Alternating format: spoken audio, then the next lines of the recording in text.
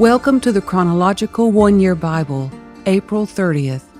Today's reading is 2 Samuel chapter 19, verse 31 through chapter 20, verse 26.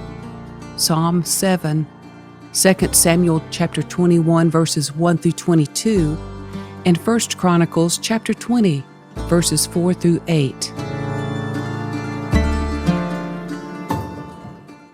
Barzillai of Gilead had come down from Rogelim to escort the king across the Jordan. He was very old, 80 years of age, and very wealthy. He was the one who had provided food for the king during his stay in Mahanaim. "Come across with me and live in Jerusalem," the king said to Barzillai. "I will take care of you there." "No," he replied. "I am far too old to go with the king to Jerusalem. I am 80 years old today, and I can no longer enjoy anything. Food and wine are no longer tasty, and I cannot hear the singers as they sing. I would only be a burden to my lord the king. Just to go across the Jordan River with the king is all the honor I need. Then let me return again to die in my own town, where my father and mother are buried. But here is your servant, my son Kimham. Let him go with my lord the king, and receive whatever you want to give him." "Good," the king replied. "Kimham will go with me, and I will help him in any way you would like, and I will do for you anything you want." So all the people crossed the Jordan with the king. After David had blessed Barzillai and kissed him, Barzillai returned to his own home. The king then crossed over to Gilgal, taking Kimham with him. All the troops of Judah and half the troops of Israel escorted the king on his way. But all the men of Israel complained to the king. "The men of Judah stole the king and didn't give us the honor of helping take you, your household, and all your men across the Jordan." The men of Judah replied, "The king is one of our own kinsmen. Why should this make you angry? We haven't eaten any of the king's food or received any special favors." "But there are 10 tribes in Israel," the others replied, "so we have 10 times as much right to the king as you do. What right do you have to treat us with such contempt? Weren't we the first to speak of bringing him back to be our king again?" The argument continued back and forth, and the men of Judah spoke even more harshly than the men of Israel. There happened to be a troublemaker there named Sheba, son of Hickory, a man from the tribe of Benjamin. Sheba blew a ram's horn and began to chant, "Down with the dynasty of David! We have no interest in the son of Jesse! Come on, you men of Israel, back to your homes!" So all the men of Israel deserted David and followed Sheba, son of Hickory. But the men of Judah stayed with their king and escorted him from the Jordan River to Jerusalem.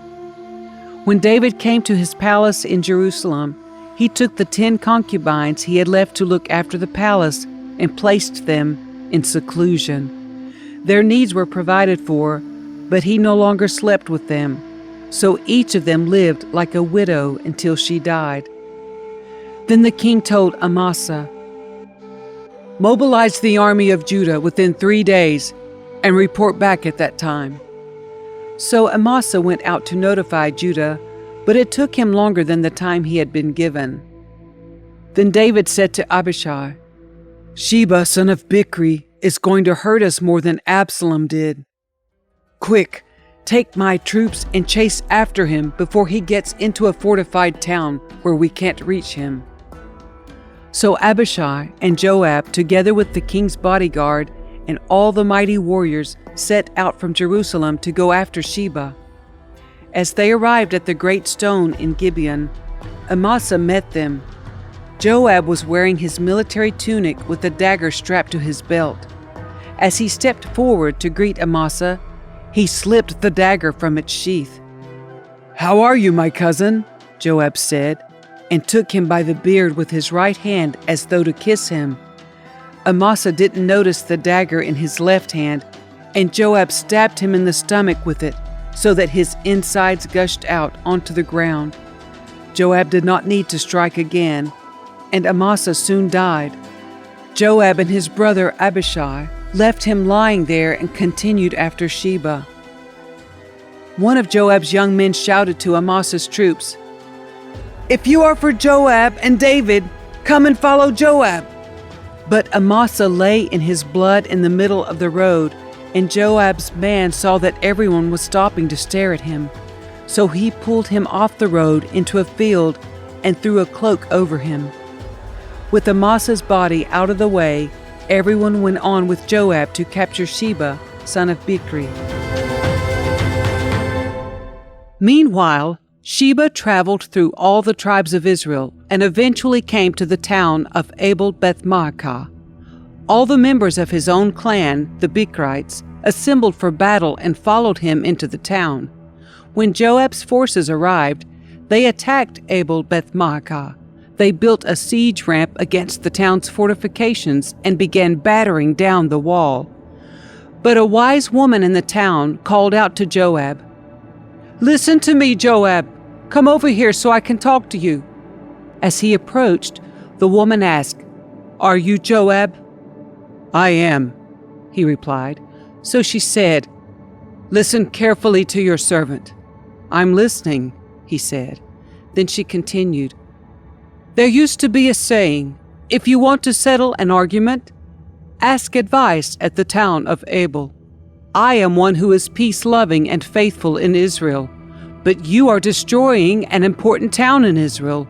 Why do you want to devour what belongs to the Lord?" And Joab replied, "Believe me, I don't want to devour or destroy your town. That's not my purpose. All I want is a man named Sheba, son of Bichri, from the hill country of Ephraim, who has revolted against King David. If you hand over this one man to me, I will leave the town in peace." "All right," the woman replied, "we will throw his head over the wall to you." Then the woman went to all the people with her wise advice, and they cut off Sheba's head and threw it out to Joab. So he blew the ram's horn and called his troops back from the attack. They all returned to their homes, and Joab returned to the king at Jerusalem. Now Joab was the commander of the army of Israel. Benaiah, son of Jehoiada, was captain of the king's bodyguard. Adoniram was in charge of forced labor. Jehoshaphat, son of Ahihud, was the royal historian. Sheva was the court secretary. Zadok and Abiathar were the priests, and Ira, a descendant of Jair, was David's personal priest.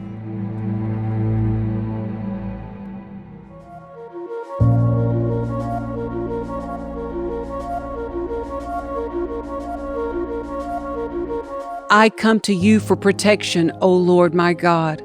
Save me from my persecutors. Rescue me. If you don't, they will maul me like a lion, tearing me to pieces with no one to rescue me. O Lord my God, if I have done wrong or am guilty of injustice, if I have betrayed a friend or plundered my enemy without cause, then let my enemies capture me. Let them trample me into the ground and drag my honor in the dust. Arise, O Lord, in anger. Stand up against the fury of my enemies. Wake up, my God, and bring justice. Gather the nations before you. Rule over them from on high. The Lord judges the nations. Declare me righteous, O Lord, for I am innocent, O Most High. End the evil of those who are wicked, and defend the righteous. For you look deep within the mind and heart, O righteous God. God is my shield, saving those whose hearts are true and right. God is an honest judge. He is angry with the wicked every day. If a person does not repent, God will sharpen his sword. He will bend and string his bow. He will prepare his deadly weapons and shoot his flaming arrows. The wicked conceive evil. They are pregnant with trouble and give birth to lies. They dig a deep pit to trap others, then fall into it themselves. The trouble they make for others backfires on them. The violence they plan falls on their own heads. I will thank the Lord because He is just. I will sing praise to the name of the Lord Most High.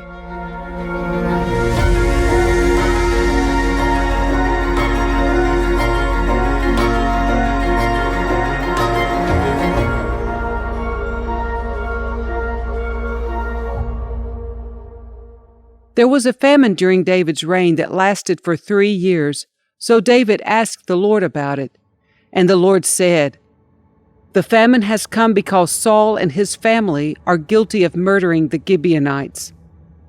So the king summoned the Gibeonites. They were not part of Israel, but were all that was left of the nation of the Amorites. The people of Israel had sworn not to kill them, but Saul, in his zeal for Israel and Judah, had tried to wipe them out. David asked them, "What can I do for you? How can I make amends so that you will bless the Lord's people again?" "Well, money can't settle this matter between us and the family of Saul," the Gibeonites replied. "Neither can we demand the life of anyone in Israel." "What can I do then?" David asked. "Just tell me and I will do it for you." Then they replied, "It was Saul who planned to destroy us, to keep us from having any place at all in the territory of Israel. So let 7 of Saul's sons be handed over to us, and we will execute them before the Lord at Gibeon, on the mountain of the Lord." "All right," the king said, "I will do it."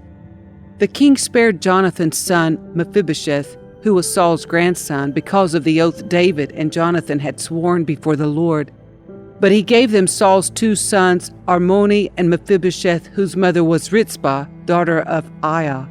He also gave them the 5 sons of Saul's daughter Merab, the wife of Adriel, son of Barzillai, from Meholah. The men of Gibeon executed them on the mountain before the Lord, so all 7 of them died together at the beginning of the barley harvest. Then Rizpah, daughter of Aiah, the mother of 2 of the men, spread burlap on a rock and stayed there the entire harvest season. She prevented the scavenger birds from tearing at their bodies during the day and stopped wild animals from eating them at night. When David learned what Rizpah, Saul's concubine, had done, he went to the people of Jabesh-Gilead and retrieved the bones of Saul and his son Jonathan. When the Philistines had killed Saul and Jonathan on Mount Gilboa, the people of Jabesh-Gilead stole their bodies from the public square of Bethshan, where the Philistines had hung them. So David obtained the bones of Saul and Jonathan, as well as the bones of the men the Gibeonites had executed. Then the king ordered that they bury the bones in the tomb of Cush, Saul's father, at the town of Zelah in the land of Benjamin. After that, God ended the famine in the land.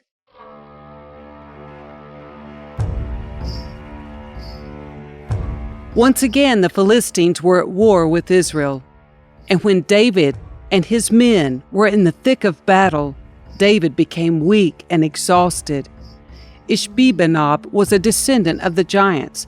His bronze spearhead weighed more than 7 pounds, and he was armed with a new sword. He had cornered David and was about to kill him. But Abishai, son of Zeruiah, came to David's rescue and killed the Philistine. Then David's men declared, "You are not going out to battle with us again. Why risk snuffing out the light of Israel?" After this, there was another battle against the Philistines at Gob. As they fought, Sibbecai from Hushah killed Saph, another descendant of the giants. During another battle at Gob, Elhanan, son of Jair from Bethlehem, killed the brother of Goliath of Gath. The handle of his spear was as thick as a weaver's beam. In another battle with the Philistines at Gath, they encountered a huge man with 6 fingers on each hand and 6 toes on each foot, 24 in all, who was also a descendant of the giants. But when he defied and taunted Israel, he was killed by Jonathan, the son of David's brother Shemaiah. These 4 Philistines were descendants of the giants of Gath, but David and his warriors killed them. After this, war broke out with the Philistines at Gezer. As they fought, Sibbecai from Hushah killed Saph, a descendant of the giants, and so the Philistines were subdued. During another battle with the Philistines, Elhanan, son of Jair, killed Lami, the brother of Goliath of Gath. The handle of Lami's spear was as thick as a weaver's beam. In another battle with the Philistines at Gath, they encountered a huge man with 6 fingers on each hand and 6 toes on each foot, 24 in all, who was also a descendant of the giants. But when he defied and taunted Israel, he was killed by Jonathan, the son of David's brother, Shimea. These Philistines were descendants of the giants of Gath, but David and his warriors killed them